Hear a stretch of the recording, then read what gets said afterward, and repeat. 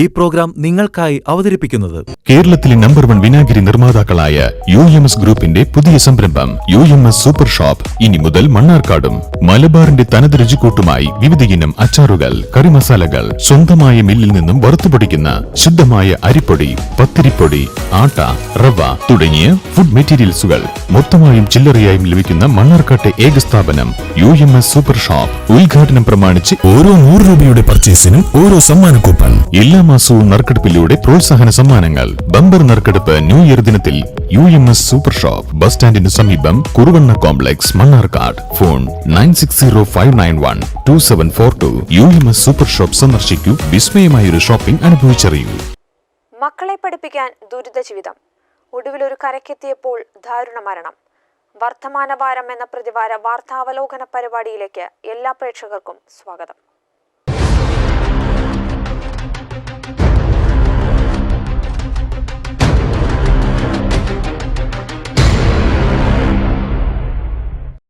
ഇരട്ടക്കൊലപാതകത്തിൽ വിറങ്ങലിച്ച കണ്ണുകുർശി ഇന്നും ആ ഞെട്ടലിൽ നിന്നും ഉണർന്നിട്ടില്ല. പുലർക്കാലത്ത് കണ്ണുകുർശി ഗ്രാമം ആ വാർത്തയറിഞ്ഞ് ചീരപ്പത്ത് വീട്ടിലെത്തിയപ്പോഴേക്കും വീടും പരിസരവും പോലീസ് വലയത്തിലായി കഴിഞ്ഞിരുന്നു. ജീവിതം ഒരു കരക്കെത്തിക്കാനുള്ള തത്രപ്പാടിലായിരുന്നു ഗോപാലകൃഷ്ണനും ഭാര്യ തങ്കമണിയും. ദീർഘകാലം മദ്രാസിലും ആന്ധ്രാപ്രദേശിലുമായിരുന്നു ഗോപാലകൃഷ്ണന്റെ ജീവിതം. വിവിധ ചായക്കടകളിൽ ജോലി ചെയ്യുമ്പോഴും ലക്ഷ്യം മക്കളുടെ പഠനം മാത്രമായിരുന്നു. പത്രവിതരണവും പാൽ വിതരണവും വഴിയും മക്കൾ മിടുക്കരായി പഠിച്ചു വളർന്നു. അതുകൊണ്ടുതന്നെ തങ്ങൾക്കു വേണ്ടി കഷ്ടപ്പെട്ട അച്ഛനും അമ്മയും ഇനി അല്ലലില്ലാതെ വിശ്രമ ജീവിതം നയിക്കണമെന്നാണ് ഈ മക്കൾ ആഗ്രഹിച്ചത്. അങ്ങനെ ചീരപ്പത്തു വീട്ടിൽ സ്വസ്ഥ ജീവിതം നയിച്ചിരിക്കെയാണ് ഈ ദുരൂഹ മരണം.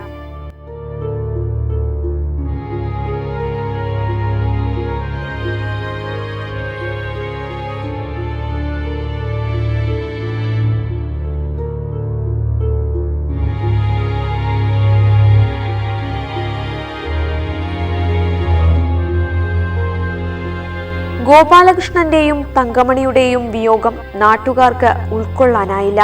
എല്ലാവരോടും ശാന്തമായി മാത്രം പെരുമാറുന്ന, ആർക്കും ഒരു തരത്തിലുള്ള ഉപദ്രവവും ചെയ്യാത്ത ദമ്പതിമാരായിരുന്നു ഇവർ.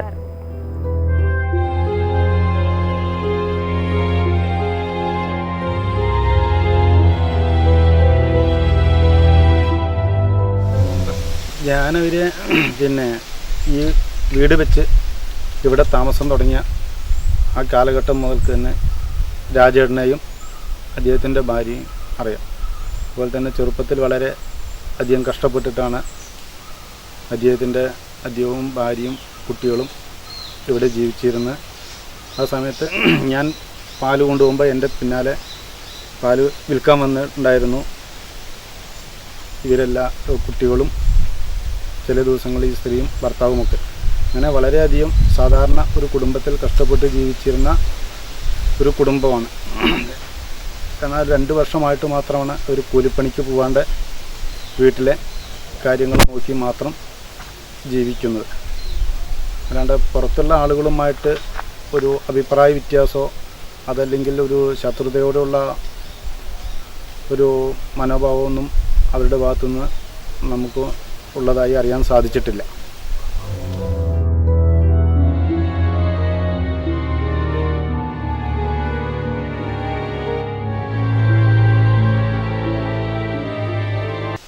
വളരെ കഷ്ടപ്പെട്ട് വളർന്നു വന്ന ഒരു കുടുംബം ആണ് ഇവരുടേത്.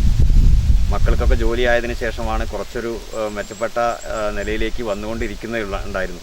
ആ സമയത്താണ് ഇവർക്ക് അതിദാരുണമായിട്ടുള്ള ഈ അവസ്ഥ വന്നു ചേർന്നത്.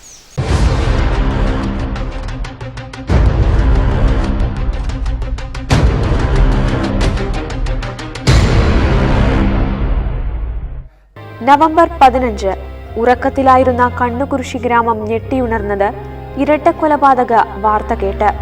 ദുരൂഹ സാഹചര്യത്തിൽ ഗോപാലകൃഷ്ണനും തങ്കമണിയും വെട്ടേറ്റു മരിച്ചെന്ന വാർത്ത കേട്ടവർക്കാർക്കും വിശ്വസിക്കാനായില്ല. കൊലപാതകം അറിഞ്ഞ് ആളുകൾ ചീരപ്പത്തു വീട്ടിലെത്തിയപ്പോഴേക്കും വീടും പരിസരവും പോലീസ് വലയത്തിലായി കഴിഞ്ഞിരുന്നു. 15-ാം തീയതി രാവിലെ സുമാർ ഒരു 7 മണിയോടുകൂടി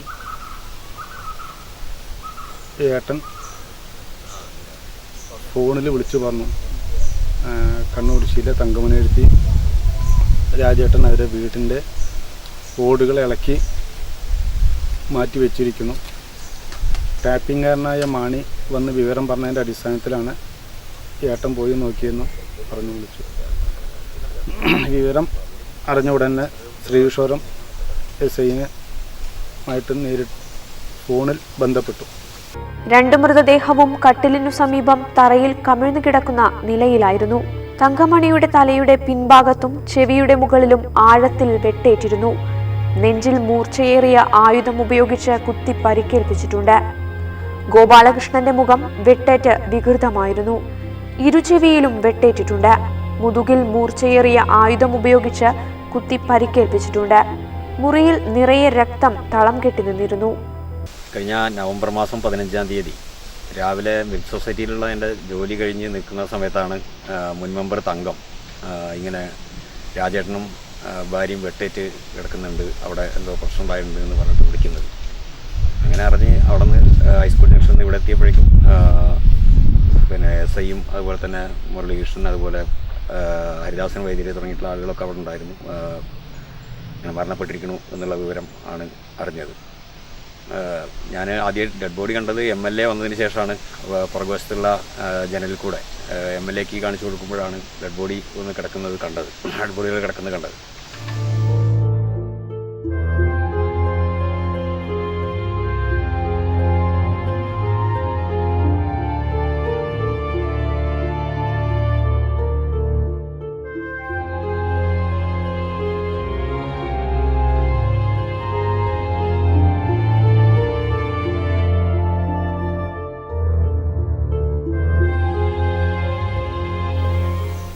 അതിൻ്റെ ഞങ്ങളിവിടെ എത്തിയ ഒരു 5 മിനിറ്റ് ആകുമ്പോഴേക്കും ശ്രീകൃഷ്ണപുരത്തു നിന്ന് SIയും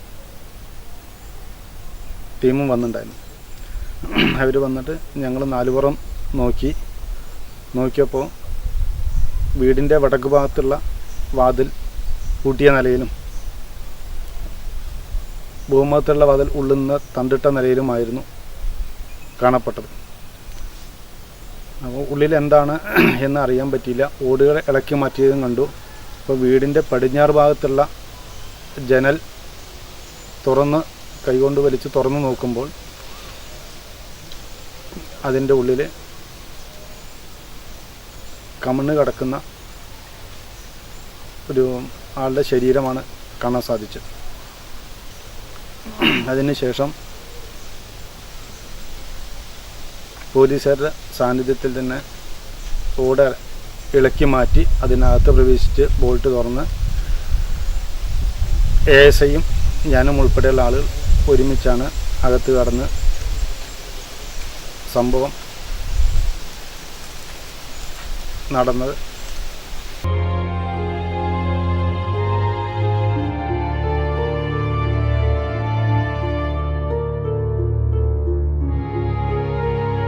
പുലർച്ചെ റബ്ബർ ടാപ്പിങ്ങിനെത്തിയ ആളാണ് വീട് പുറത്തുനിന്ന് പൂട്ടിയ നിലയിൽ കണ്ടത്. സ്ഥിരമായി പുറത്തുവെക്കാറുണ്ടായിരുന്ന സ്ഥലത്ത് ടാപ്പിംഗ് ഉപകരണങ്ങൾ കണ്ടില്ല. തുടർന്ന് നാട്ടുകാരെ വിവരമറിയിക്കുകയായിരുന്നു. നാട്ടുകാർ ഓടിളക്കി അകത്തുകയറാൻ ശ്രമിച്ചപ്പോഴാണ് കിടപ്പുമുറിയിൽ ഇരുവരെയും ചോരയിൽ കുളിച്ച് കിടക്കുന്നതായി കണ്ടത്. ഞാനിവിടെ നേരെ ഒരു 6:45 ഇതിലെ വന്ന് ഇവിടെ ആ ഗേറ്റ് തുറന്നു. അവിടെ ആ അരപ്പത്തിയിലാണ് ഈ പിന്നെ കത്തിയും കൂടെയും വെക്കാറ് പതിവ്. അപ്പോൾ ഞാനവിടെ നിന്ന് നോക്കുമ്പോൾ കത്തിയും കൂടെ ഇല്ല. അപ്പോൾ അടുക്കള വാതിൽ പൂട്ടിയിട്ടിരിക്കുന്നു. അവിടെ ഒരു കൂവണിയുണ്ട്, അത് ആ ഇതിൽ ആ വാട്ടർ ടാങ്കിൽ ചാരി വെച്ചിരിക്കുന്നു. അപ്പോൾ ഞാൻ ഇങ്ങോട്ട് ഇത്തിരി മാറി നോക്കിക്കഴിഞ്ഞു കഴിഞ്ഞപ്പോൾ അവിടെ ഓട് പൊളിച്ച് മാറ്റിയിട്ടിരിക്കും. അപ്പോൾ ഞാൻ ഇവിടെ നിന്ന് ഒരു 5-6 പ്രാവശ്യം പിന്നെ തങ്കമണിയെടുത്തി രായട്ടെന്നൊരു മാറി വിളിച്ചു, ഒരു 5-6 പ്രാവശ്യം. അവിടെ ഞാൻ ഇവിടെ മാറിയുന്നു, ഈ കോഴിക്കോടിൻ്റെ ഇവിടെ മാറിയുന്നു വിളിച്ചു കഴിഞ്ഞപ്പോൾ ഒരു ഞരക്കം കിട്ടും. അങ്ങനെ ഒന്നുകൂടെ 5-6 പ്രാവശ്യം വിളിച്ചു, രായട്ടെ തങ്കമണിയെടുത്തി. അപ്പോൾ വീണ്ടും ഒരു ഞരക്കം കിട്ടും. അപ്പോൾ ഞാൻ അവിടുന്ന് ഓടി ഇറങ്ങി ഇവിടെ നിന്ന് എൻ്റെ മകനെ വിളിച്ചിട്ട് ജയകൃഷ്ണനെ വിളിച്ച് വിവരം പറയും, അടുത്തുള്ളവരോടൊക്കെ പറയാൻ പറയും. അപ്പോൾ ജയകൃഷ്ണൻ ഉടനെ പിന്നെ മുരളീകൃഷ്ണനെ വിളിച്ച് പറഞ്ഞു. മുരളീകൃഷ്ണൻ കാറുമായിട്ട് വന്നു. ഇവിടുന്ന് ഇവരൊക്കെ വന്നതിന് ശേഷം ഞാനിവിടെ മാറി നിൽക്കുകയായിരുന്നു. അവിടുന്ന് ഇവരെ ജീവനുണ്ടെന്ന് പറഞ്ഞ കാരണം ജനൽ തുറന്ന് നോക്കാനോ കഥക് തുറന്ന് നോക്കാനൊക്കെ ശ്രമിച്ചു. ഞാൻ പറഞ്ഞു പോലീസിനെ വിളിച്ച് അറിയിക്കാം, അവരിവിടെ വന്നിട്ടൊക്കെ ആവട്ടെ എന്ന് പറഞ്ഞു. എന്നാൽ അപ്പോൾ തിരുവായൂർ എന്ന് പറഞ്ഞ സാറന്മാർ വന്നു. അത് വന്ന് ഇവർ പിള്ളേരൊക്കെ കൂടെ കൂടി ജയകൃഷ്ണൻ മുരളീകൃഷ്ണൻ കോണിയെടുത്ത് അത് തെക്ക് വശം കൊണ്ട് ചാരി വെച്ചിട്ട് അവിടുന്ന് ജയറോടെടുത്ത് മുരളീകൃഷ്ണൻ തന്നെ അകത്തിറങ്ങി. മുരളീകൃഷ്ണൻ മുമ്പത്തെ വാതിൽ തുറന്നു കൊടുത്ത് സാറന്മാരൊക്കെ അകത്ത് കയറി. അപ്പോൾ കൊല്ലത്തെ അന്തരീക്ഷമാണെന്ന് പറഞ്ഞ് ഞാനകത്ത് കയറി നോക്കാനൊന്നും പോയില്ല.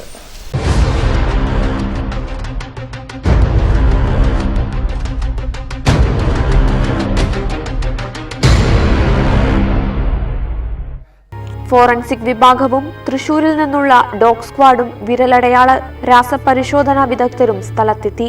മൃതദേഹത്തിനു ചുറ്റും നടന്ന ശേഷം പോലീസ് നായ റിറ്റ്സി വീടിന്റെ മതിൽ ചാടിക്കടന്ന് കുറച്ചു ദൂരം മുന്നോട്ടു സഞ്ചരിച്ചു.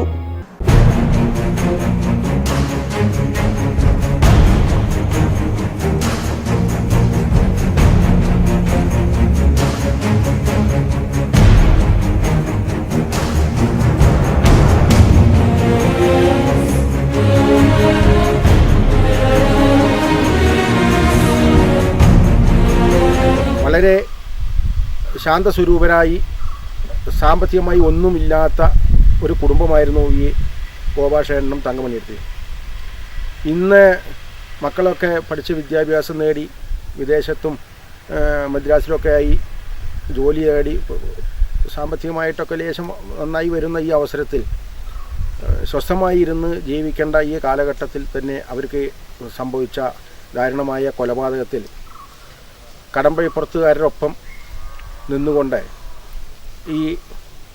ഇത് എത്രയും പെട്ടെന്ന് തെളിയിക്കാൻ എല്ലാവരുടെയും സഹകരണം ആക്ഷൻ കൗൺസിൽ അഭ്യർത്ഥിക്കുകയാണ്.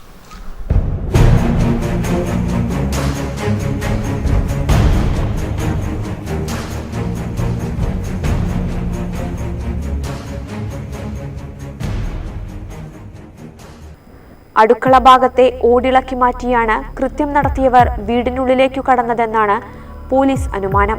മോഷണത്തിനിടെയാണ് കൊലപാതകമെന്നും പോലീസ് സംശയിക്കുന്നു. തങ്കമണിയുടെ കഴുത്തിലുണ്ടായിരുന്ന മാല കാണാതായിട്ടുണ്ട്. വീടിനുള്ളിലെ അലമാരകളെല്ലാം തുറന്നിട്ട നിലയിലായിരുന്നു.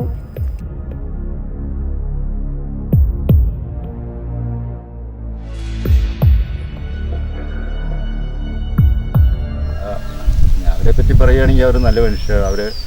അവർ ചുരുങ്ങിയ ഒരു 5 മണിയാകുമ്പോഴേക്കും എണീച്ചിട്ട് അടുക്കള വാല് തുറന്നു കഴിഞ്ഞ് കഴിഞ്ഞാൽ ഞാൻ വരുമ്പോഴേക്കും അവർ ചായയൊക്കെ വെച്ച് കുടിച്ച് ഒരാൾ പലഹാരം ഉണ്ടാക്കി എന്തെങ്കിലുമൊക്കെ ചെയ്ത് കഴിക്കും. പിന്നെ ചേച്ചി ചിലപ്പോൾ മുറ്റടിക്കായിരിക്കും, എൻ്റെ പേപ്പർ എടുത്തുകൊണ്ടെന്ന് വായിച്ചുകൊണ്ടിരിക്കുകയായിരിക്കും. ആരെങ്കിലും ഒരാൾ ഏട്ടനായിരിക്കും വായിച്ചുകൊണ്ടിരിക്കുക, അല്ലെങ്കിൽ ഏട്ടൻ വായിച്ചു കഴിഞ്ഞ് കഴിഞ്ഞാൽ തങ്കമണി എടുത്തി പേപ്പർ വായിക്കും.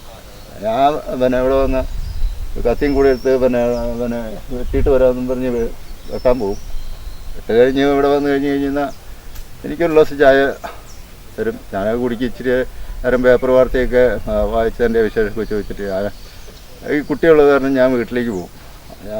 കുട്ടി ഞാനവിടെ ചെന്ന് അവളെ പിടിക്കുകയൊക്കെ ചെയ്താൽ എന്തെങ്കിലും സാധനങ്ങളൊക്കെ ഉണ്ടാക്കി പെറുക്കി നമുക്ക് എല്ലാം കിട്ടും. പിന്നെ കുട്ടികളുടെ കാര്യം എന്ന് പറഞ്ഞു കഴിഞ്ഞാൽ ഒരാൾ അമേരിക്കയിലേക്ക് കമ്പനിയുടെ ഇതിൽ മറ്റേയാണെന്ന് തോന്നുന്നു അമേരിക്കയിലേക്ക് പോയിട്ടുണ്ട്. പിന്നെ മൂത്ത കുട്ടി പെൺകുട്ടി അവൾ മദ്രാസിലാണ്. ആ കമ്പനിയുടെ ഇതിൽ തന്നെയാണ് ജോലി ചെയ്യുന്നത്. എവിടെയും കണ്ട ഇച്ചിരി സ്ഥലം മേടിച്ചിട്ടുണ്ടെന്ന് പറഞ്ഞു. അതിനെപ്പറ്റി എന്നോട് പറഞ്ഞിരിക്കുന്നത് അവിടെ ഇച്ചിരി സ്ഥലം വാങ്ങിച്ചിട്ടുണ്ട്. അതിനകത്ത് രക്ഷയൊക്കെ കഴിഞ്ഞതിന് ശേഷം എന്തെങ്കിലും ഇച്ചിരി പണിയൊക്കെ ചെയ്യണം പറയാം. ഇതൊക്കെ എന്നോട് പറഞ്ഞിട്ടുള്ളൂ. അവരുടെ കാര്യങ്ങളൊന്നും എനിക്കറിയില്ല.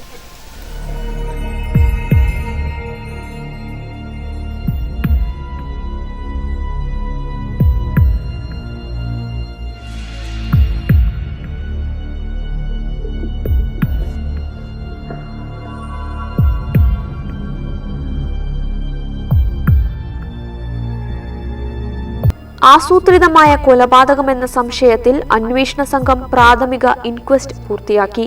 മോഷണശ്രമം ചെറുക്കുന്നതിനിടെ ഉണ്ടായ കൊലപാതകമാണെന്നും പോലീസ് തള്ളിക്കളയുന്നില്ല. ഇരട്ടക്കൊലപാതകത്തിൽ ഒന്നിലേറെ പേർക്ക് പങ്കുള്ളതായി സംശയിക്കുന്ന അന്വേഷണ സംഘം നടപടികൾ പൂർത്തിയാക്കി മൃതദേഹം പോസ്റ്റ്മോർട്ടത്തിനയച്ചു. തൃശൂർ മെഡിക്കൽ കോളേജ് ആശുപത്രിയിൽ പോസ്റ്റ്മോർട്ടം നടത്തി പിറ്റേ ദിവസം ഉച്ചയോടെ ചീരപ്പത്ത് വീട്ടിലെത്തിച്ചു.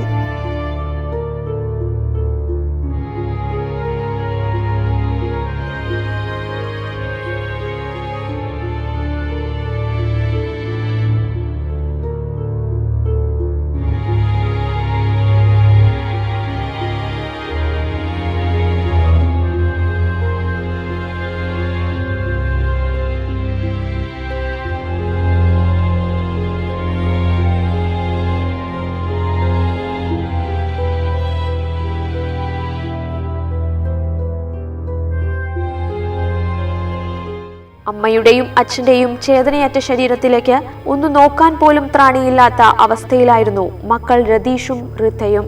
ഇവരെ ആശ്വസിപ്പിക്കാൻ പോലും കഴിയാതെ ബന്ധുക്കളും നാട്ടുകാരും ദുഃഖിതരായി.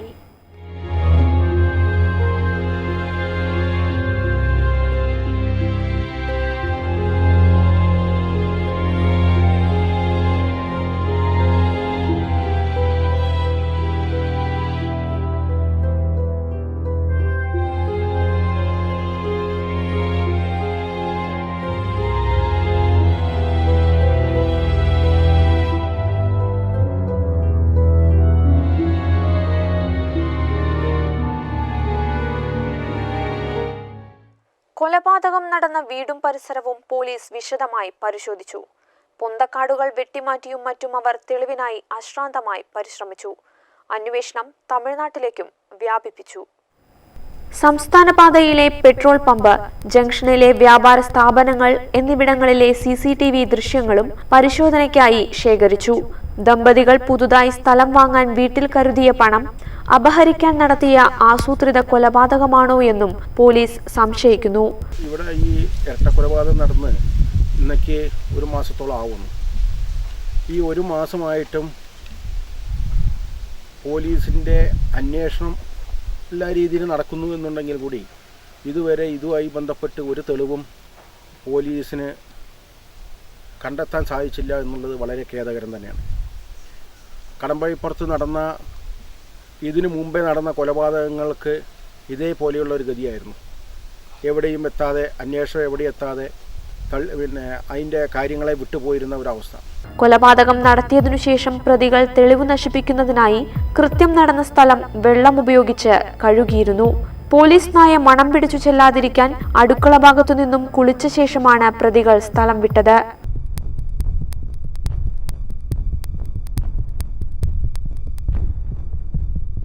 മോഷണത്തിനിടെയാണ് കൊലപാതകം നടത്തിയതെങ്കിൽ ആഴത്തിൽ മുറിവേൽപ്പിക്കേണ്ടതിന്റെ ആവശ്യകതയില്ലെന്നും കൊലപാതകത്തിനുപയോഗിച്ച ആയുധങ്ങളുടെ എണ്ണവും കൊലപാതകം ആസൂത്രിതമാണെന്നതിന്റെ സൂചനയാണെന്ന് ഡോക്ടർ അഭിപ്രായപ്പെട്ടു.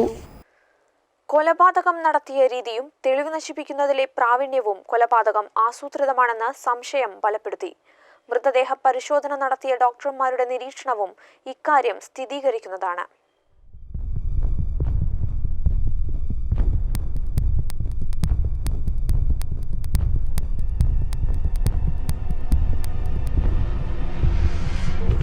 ലഭിച്ച ശാസ്ത്രീയ തെളിവുകളുടെ അടിസ്ഥാനത്തിൽ പരിശോധന കർശനമാക്കി.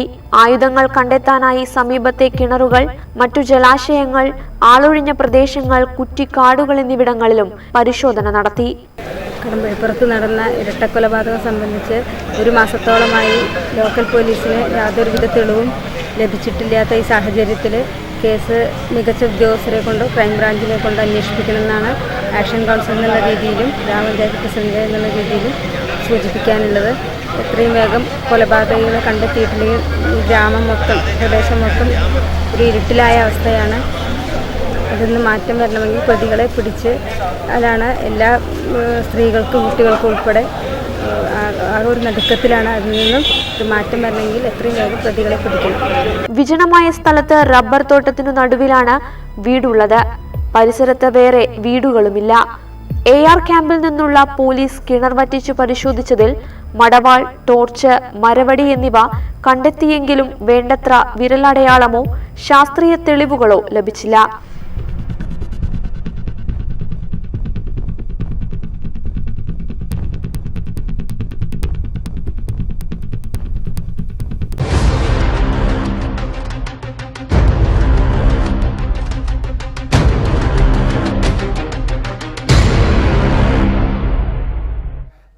കൃത്യം നടന്ന വീട്ടിൽ നിന്നും 2 കിലോമീറ്റർ ദൂരെയുള്ള റബ്ബർ തോട്ടത്തിൽ നിന്നും പിടിനഷ്ടപ്പെട്ട കത്തിയും ലഭിച്ചു.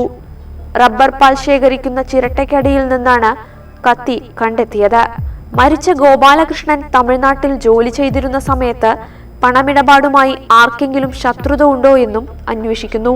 മൊബൈൽ ടവറുകൾ കേന്ദ്രീകരിച്ചുള്ള അന്വേഷണവും നടത്തി. കൊല നടന്ന ദിവസങ്ങൾ പിന്നിട്ടിട്ടും പ്രതികളെ പിടിക്കാൻ ആവാത്തതിൽ നാട്ടുകാരും ക്ഷുഭിതരായി. ഈ പ്രദേശമാകെ തന്നെ ഇതിൻ്റെ ആകെ ഭീതിയിലും ആശങ്കയിലുമാണ്. ഒരു മാസത്തോളമായിട്ടും ലോക്കൽ പോലീസിൻ്റെ അന്വേഷണത്തിൽ ഇതുവരെയും പ്രതികളെ സംബന്ധിച്ച് ഒരു സൂചനയും ലഭിച്ചിട്ടില്ല എന്ന് അറിയുന്നതിൽ വളരെ ഖേദമുണ്ട്. ഇതിൻ്റെ അടിസ്ഥാനത്തിലാണ് ഇവിടുത്തെ സർവകക്ഷി മുഴുവൻ രാഷ്ട്രീയ പാർട്ടികളുടെയും പ്രതിനിധികളെ ഉൾപ്പെടുത്തിക്കൊണ്ട് ഒരു സർവകക്ഷി ആക്ഷൻ കൗൺസിലിന് രൂപം നൽകാൻ വേണ്ടി കടയപ്പുറം ഗ്രാമപഞ്ചായത്ത് തീരുമാനിച്ചത്. ഗ്രാമപഞ്ചായത്ത് president Shrimati K Ambujakshi madam, രക്ഷാധികാരിയായിട്ടുള്ള കോൺഗ്രസിൻ്റെയും BJPയുടെയും അതുപോലെ തന്നെ CPMൻ്റെയും പ്രമുഖ നേതാക്കളെല്ലാം ഉൾപ്പെട്ടിട്ടുള്ള ഒരു സർവകക്ഷി ആക്ഷൻ കൗൺസിലാണ് ഇതിൻ്റെ അടിസ്ഥാനത്തിൽ രൂപീകരിച്ചത്. ഈ ആക്ഷൻ കൗൺസിലിൻ്റെ നേതൃത്വത്തിൽ അന്വേഷണ ഉദ്യോഗസ്ഥനായിട്ടുള്ള SP നേരിൽ കണ്ട് ആദ്യം സംസാരിക്കുകയുണ്ടായി. പൊതുജനങ്ങളിൽ നിന്നും പരിസരവാസികളിൽ നിന്നും സഹകരണം കുറവാണ് എന്നുള്ള ഒരു ആക്ഷേപം അവർ ഉന്നയിക്കുകയുണ്ടായി. എന്തായാലും ആക്ഷൻ കൗൺസിൽ ഇടപെട്ട് തന്നെ ലഭിക്കുന്ന വിവരങ്ങൾ ഉദ്യോഗസ്ഥന്മാർക്ക് കൈമാറണം എന്നാണ് ഞങ്ങൾ ആദ്യഘട്ടത്തിൽ തീരുമാനിച്ചത്. അതിൻ്റെ അടിസ്ഥാനത്തിൽ ഈ പരിസരത്ത് നിന്ന് ലഭിച്ചിട്ടുള്ള വിവരങ്ങളൊക്കെ തന്നെ അതാത് സമയത്ത് അന്വേഷണ ഉദ്യോഗസ്ഥന്മാരെ ധരിപ്പിക്കാൻ ആക്ഷൻ കൗൺസിൽ തയ്യാറായിട്ടുണ്ട്. കടമ്പഴിപ്പുറം കണ്ണുകുറിശി പ്രദേശത്ത് പരാതിപ്പെട്ടികൾ സ്ഥാപിച്ചു. കൊലയുമായി ബന്ധപ്പെട്ട വിവരങ്ങൾ പ്രദേശവാസികളിൽ നിന്ന് ശേഖരിക്കുന്നതിനായാണ് പോലീസിന്റെ ഈ അടവുനയം. ഇത് എത്രത്തോളം കാര്യക്ഷമമാകുമെന്ന് നോക്കിക്കാണണം. പ്രദേശവാസികളെ അന്വേഷണത്തിന്റെ പേരിൽ സ്റ്റേഷനിലേക്ക് വിളിച്ചു വരുത്തിയും വീട്ടിൽ ചെന്നും പോലീസ് ബുദ്ധിമുട്ടിക്കുന്നുണ്ടെന്ന പരാതിയും വേറൊരു വശം. സമഗ്ര അന്വേഷണം നടത്തി പ്രതികളെ പിടികൂടണമെന്ന ആവശ്യമുന്നയിച്ച് പ്രദേശവാസികളും രാഷ്ട്രീയ കക്ഷി നേതാക്കളും ഉൾപ്പെടുത്തി ആക്ഷൻ കൗൺസിലും രൂപീകരിച്ചു. ഒരു കൊടും കുറ്റവാളിയുടെ മെയ്വഴക്കത്തോടെ കൃത്യം നടത്തിയവർ ഇപ്പോഴും എവിടെയോ മറഞ്ഞിരിപ്പുണ്ട്. കൊല നടത്തി കൈകഴുകിപ്പോയവർക്ക് പിന്നാലെ പോലീസുമുണ്ട്. ഇവർ കണ്ടുമുട്ടുന്നിടത്ത് ഈ ദുരന്ത നാടകത്തിന് തിരശ്ശീല വീഴും.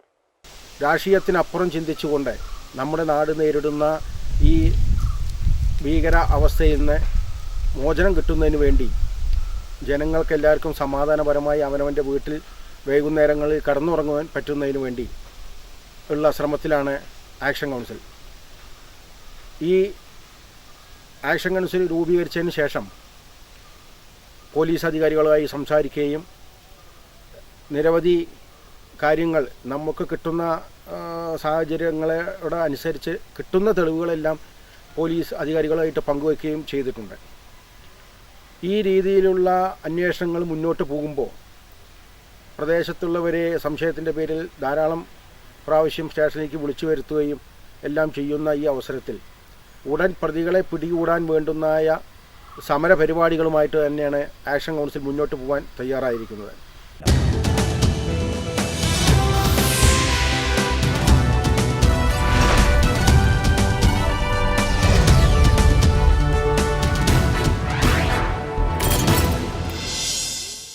ഈ പ്രോഗ്രാം നിങ്ങൾക്കായി അവതരിപ്പിച്ചത് കേരളത്തിലെ നമ്പർ 1 വിനാഗിരി നിർമ്മാതാക്കളായ UMS ഗ്രൂപ്പിന്റെ പുതിയ സംരംഭം UMS സൂപ്പർ ഷോപ്പ് ഇനി മുതൽ മണ്ണാർക്കാടും. മലബാറിന്റെ തനത് രുചിക്കൂട്ടുമായി വിവിധയിനം അച്ചാറുകൾ, കറിമസാലകൾ, സ്വന്തമായ മില്ലിൽ നിന്നും വറുത്തുപൊടിക്കുന്ന ശുദ്ധമായ അരിപ്പൊടി, പത്തിരിപ്പൊടി, ആട്ട, റവ തുടങ്ങിയ ഫുഡ് മെറ്റീരിയൽസുകൾ മൊത്തമായും ചില്ലറയായും ലഭിക്കുന്ന മണ്ണാർക്കാട്ടെ ഏക സ്ഥാപനം UMS സൂപ്പർ ഷോപ്പ്. ഉദ്ഘാടനം പ്രമാണിച്ച് ഓരോ 100 രൂപയുടെ പർച്ചേസിനും ഓരോ സമ്മാന കൂപ്പൺ. എല്ലാ മാസവും നറുക്കെടുപ്പിലൂടെ പ്രോത്സാഹന സമ്മാനങ്ങൾ. ബമ്പർ നറുക്കെടുപ്പ് ന്യൂ ഇയർ ദിനത്തിൽ UMS സൂപ്പർ ഷോപ്പ്, ബസ് സ്റ്റാൻഡിന് സമീപം, Kuruvanna complex, Mannarkkad. Phone 9605912742. UMS super shop സന്ദർശിക്കൂ. വിസ്മയമായൊരു ഷോപ്പിംഗ് അനുഭവിച്ചറിയൂ. മറ്റൊരു വിഷയവുമായി വർത്തമാനവാരം അടുത്തയാഴ്ച ഇതേ സമയം. നന്ദി, നമസ്കാരം.